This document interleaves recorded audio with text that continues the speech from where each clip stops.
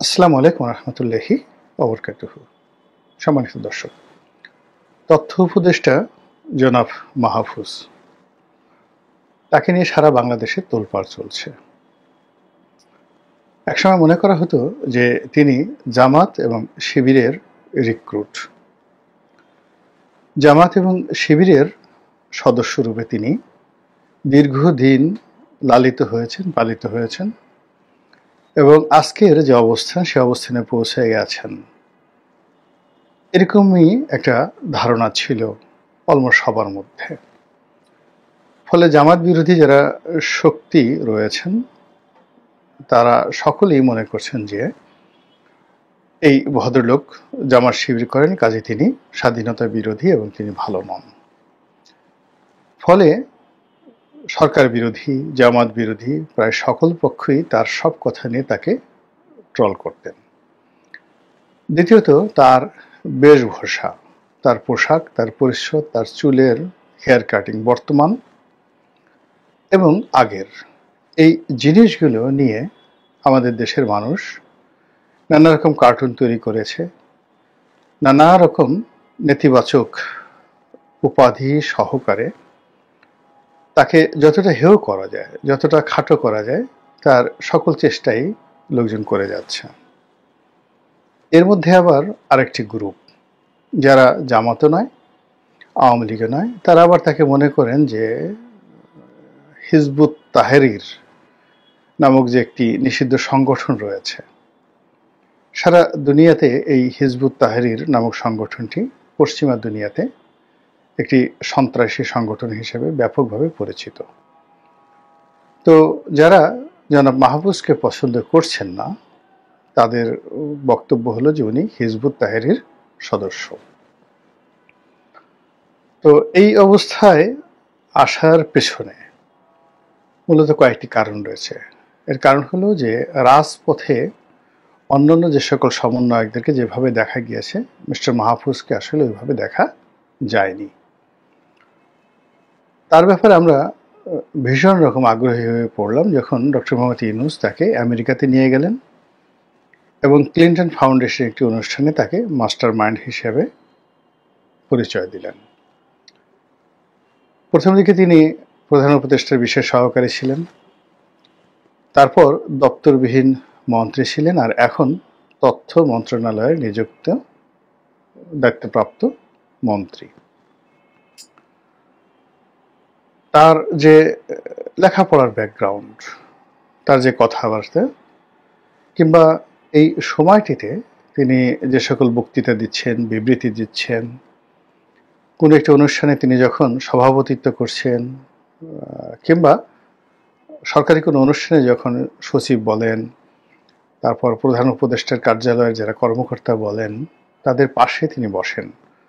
সেটা প্রেস সচিব জনাব শফিক হন, কিংবা ডক্টর আসিফ নজরুল হন, অথবা ধরুন ব্রিগেডিয়ার জেনারেল সাখাওয়াত, অথবা খুব যাকে বলা হয় যার ক্যামেরা ফেজ এবং মিডিয়া ফেজ সবচেয়ে আকর্ষণীয়, তিনি হলেন সৈয়দ রেজওয়ান হাসান।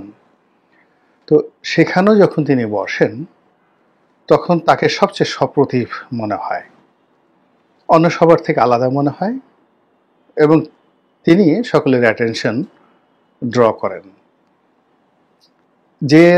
যেই বক্তব্য দেখ না কেন বা অনুষ্ঠানের যিনি প্রধান মেহমান বা মেহমান আজিম হন না কেন, মিস্টার মাহফুজ যদি সেই অনুষ্ঠানে উপস্থিত থাকেন, মাইক তার কাছে যাবে এবং তিনি যে কথাগুলো গত 7 মাস ধরে বলছেন ওগুলোই সংবাদপত্রের শিরোনাম হয় এবং গণমাধ্যমের প্রধান নিউজ হয়ে যায়। এটা হলো রূঢ় বাস্তবতা। এখন আপনি তাকে শিক্ষিত বলতে পারেন, অশিক্ষিত বলতে পারেন, গাড়ল বলতে পারেন, পণ্ডিত বলতে পারেন, মাস্টার মাইন্ড বলতে পারেন, দার্শনিক বলতে পারেন, এটা আপনার রুচি এবং অভিরুচির বিষয়। কিন্তু বাস্তবতা হলো গত 7 মাসে জনাব মাহফুজকে নিয়ে যত আলোচনা হয়েছে, বিতর্ক কম হয়েছে, কিন্তু অন্য সমন্বয়কদের বিরুদ্ধে যেভাবে বিতর্ক এসছে, দুর্নীতির অভিযোগ আসছে, এটা মাহফুজ সাহেবের বিরুদ্ধে আসেনি। তাকে নিয়ে যে আলোচনা হয়েছে তার মতাদর্শ, তার কথা, তার দৃষ্টিভঙ্গি, এগুলো নিয়ে আলোচনা হয়েছে এবং তাকে সবাই ঈর্ষা করেছে। এই অবস্থাতে তিনি আলোচনার শীর্ষ অবস্থানে ছিলেন। আর সারা দেশের মানুষের কাছে তার ব্যাপারে একটা কৌতূহল ছিল, কে তিনি, কোথা থেকে এলেন, বাবার নাম কি, হঠাৎ করে এই অবস্থায় কিভাবে আসলেন, তারপর তার গন্তব্য কি, এখান থেকে তিনি কোথায় যাবেন, তার শেষ পরিণতি কি হবে, এ সমস্ত বিষয় নিয়ে যারা চিন্তা ভাবনা করেন তারা আবার ওনাকে নিয়ে নানা রকম সমীকরণ দাঁড়া করানোর চেষ্টা করেন। এভাবেই চলছিল। ইতিপূর্বে তিনি যে সকল বক্তব্য দিয়ে আলোচনা এবং সমালোচনার কেন্দ্রে এসেছেন, সেগুলো না হয় এবার নাই বললাম। এর কারণ হলো তিনি আমার ডিপার্টমেন্টের সতীর্থ, অর্থাৎ আমি ঢাকা বিশ্ববিদ্যালয়ে যে বিভাগে পড়েছি তিনিও একই বিভাগের ছাত্র। আমি আসলে এই তরুণ যারা আছেন তাদের কাউকে নিয়ে কখনো কোনো কথা বলিনি, আর ওনাকে নিয়ে তো একেবারেই বলিনি। এর কারণ হলো আগের যে রেজিম, সেই রেজিমের সময় অর্থাৎ 2014 থেকে 2024-25 পর্যন্ত আমার জীবনের যে দুর্বিষহ সময় অতিবাহিত হয়েছে, যে আতঙ্ক, যে ভয়, প্রতি মুহূর্তে আমাকে অমানুষের মতো মাথা নিচু করে চলতে বাধ্য করেছে। আমার দৈনন্দিন জীবন, আমার পারিবারিক জীবন, ব্যবসা বাণিজ্য সব কিছু রসাতলে গিয়েছে। ঠিক সেই রসাতলের মধ্যে পড়ে আমি যখন একেবারে ধরে নিয়েছিলাম যে জীবনের সাথে মৃত্যু অনেক বেশি শোভনীয়, আকর্ষণীয়, ঠিক সেই সময়টিতে জুলাই আগস্ট বিপ্লব হয়। এবং এই বিপ্লবের যারা পুরোধা, অগ্রগামী, তাদের প্রতি আমি কৃতজ্ঞ, আজীবন কৃতজ্ঞ থাকব। এবং তাদের সম্পর্কে আমি কোনো কথা বলবো না, কখনো কোনো কথা বলবো না। যদি কিছু বলি সেটা ইতিবাচক, এবং সেটি আমি বলার চেষ্টা করছি। তো কাজেই আমি তাদেরকে নিয়ে আলোচনা যতটা সম্ভব করি না। কিন্তু এই জনাব মাহফুজ সাহেব সম্পর্কে এখন কিছু কথা একেবারে না বললেই নয়। এর কারণ হলো যে আমাদের মধ্যে যে বাঙালি, যে বিষয়গুলো খুব বেশি আমাদের চরিত্রকে বিশ্ববাসীর সামনে উদ্ভাসিত করে, সেটা হলো আমরা কৃতজ্ঞ জাতি। ইংরেজিতে কৃতজ্ঞ বলতে আনগ্রেটফুল নয়, আরও জঘন্য যা কিছু বোঝায়। তো কৃতজ্ঞ জাতি, এই কৃতজ্ঞতার কোনো প্রতিশব্দ আমি অন্য অ্যারাবিক, তারপর হিন্দি, তারপর উর্দু, এরপর যাকে বলা হয় ইংরেজিতে আমি পাইনি। আপনারা যদি কেউ পেয়ে থাকেন আমাকে জানাবেন। কৃতজ্ঞ যে উপকারী শুধু মানে করে না, মানে অকৃতজ্ঞতা প্রকাশ করে না। কেউ যদি তাকে উপকার করে তার ক্ষতি না করে সে ছাড়ে না, তাকে ক্ষতি করতেই হবে। ক্ষতি না করে সে কোনো অবস্থাতেই মরবে না, এটাকে বলা হয় কৃতজ্ঞ। তো আমাদের মধ্যে সেই অভ্যাসটা রয়েছে, অস্থিরতা রয়েছে, এবং অকৃতজ্ঞতা, আনগ্রেটফুল রয়েছে, মুনাফিকি রয়েছে, এবং ক্ষণে ক্ষণে সিদ্ধান্ত পরিবর্তন। আপনি একজনকে সমর্থন দিলেন, আরেকজন কানে কানে এসে বলে গেল কাজটা ঠিক হয়নি। মুহূর্তের মধ্যে আপনি আপনার সমর্থন প্রত্যাহার করে নিয়ে তার সঙ্গে কণ্ঠ মিলিয়ে বলবেন যে এই লোকটা এত খারাপ, আগে তো বুঝতে পারিনি। কিংবা কারোর সম্পর্কে যদি আপনার ভালো ধারণা হয়, মন্দ ধারণা থাকে, কেউ এসে আপনাকে কান পড়া দিয়ে গেল, আপনি সঙ্গে সঙ্গে আপনার সিদ্ধান্ত পরিবর্তন করে বললেন যে হা, এই যে এত ভালো মানুষ ছিল আগে জানতাম না। তো এখন জামাত এবং শিবিরের যারা লোকজন রয়েছেন, যাদের সঙ্গে জনাব মাহফুজের একটা দহরম মহরম সম্পর্ক ছিল, আমরা যেভাবে বিশ্বাস করতাম, এবং জামাতের আচরণেও মনে হয়েছিল যে সরকারে যারাই আছেন, নাহিদ আছেন, ছিলেন, নাহিদ ছিলেন, মাহফুজ আছেন, তারপরে সজীব ভুঁইয়া আছেন, তারা সবাই জামাতের রিক্রুটমেন্ট এবং জামাতের শুভার্থী। জামাতের আচরণে সেটা মনে হয়েছিল। কিন্তু অতি সম্প্রতি তিনি যুদ্ধাপরাধের বিচার চাওয়ার কারণে পুরো জামাতের যে টিমটি রয়েছে, জলে স্থলে অন্তরিক্ষে, অর্থাৎ রাজনৈতিক ময়দানে, তারপর যাকে বলা হয় সোশ্যাল মিডিয়াতে, এবং আরও অনেক অনেক জায়গাতে, ব্যবসা বাণিজ্য থেকে শুরু করে সব জায়গাতে, যাদেরকে বলা হয় স্লিপিং এজেন্ট, সবাই মিলে এই তরুণের বিরুদ্ধে সর্বোচ্চ শক্তি নিয়োগ করে অশ্লীলতা, অশ্রাব্যতা দিয়ে তাকে ক্ষতবিক্ষত করার চেষ্টা করছে। এখন এই ভদ্রলোককে সমর্থন করার মতো কোনো লোক আমি এই বাংলাদেশে দেখছি না। এমনকি সরকারের পক্ষ থেকেও তাকে কেউ সমর্থন করছেন না। হয়তো গোপনে গোপনে করছেন, কিন্তু প্রকাশ্যে তার যে বক্তব্য নিয়ে অন্য কেউ কোনো কথা বলছেন না।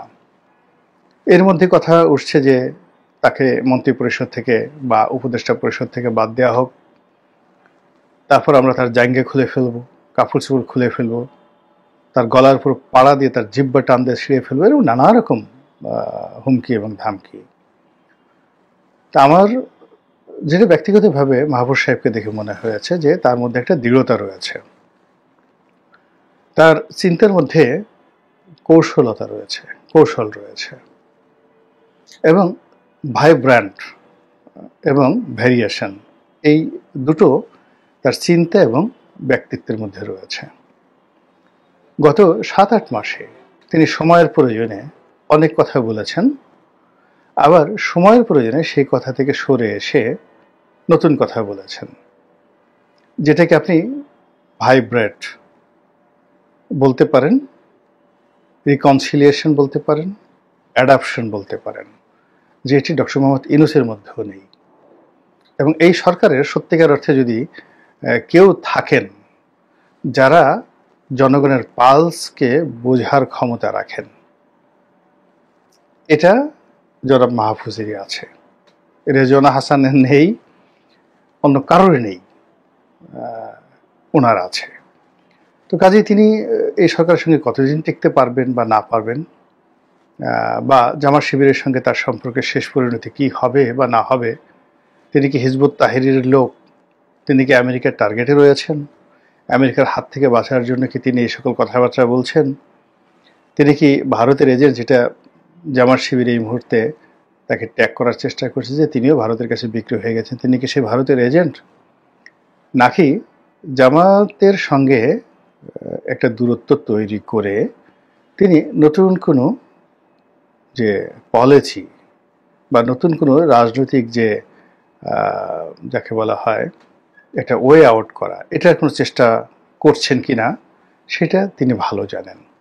তবে আমি তাকে যেটা দেখেছি যে তার মধ্যে কতগুলো বিষয় দৃঢ়তা রয়েছে, সাহস রয়েছে, আগে যেটা বললাম চিন্তার ভ্যারিয়েশন রয়েছে, ভিন্নতা রয়েছে, বিভিন্নতা রয়েছে, বৈচিত্র্যতা রয়েছে। ভ্যারিয়েশনকে যদি আমি আলাদাভাবে করি, আর ভাইব্র্যান্ট মানে যাকে বলা হয় এরকম একটা চিন্তা বা এরকম একটা কথা যেটা মুহূর্তের মধ্যে সমাজে একটা ভিন্ন রকম গতি তৈরি করে। তো কাজেই তাকে যদি জামাত শিবিরকে মোকাবেলা করতে হয়, আমার কাছে মনে হচ্ছে না যে গালাগালি করে ভয় দেখিয়ে তাকে মোকাবেলা করা সম্ভব। তাকে মোকাবেলা করার জন্য তার সাথে আরও কয়েক ডিগ্রি যোগ্যতা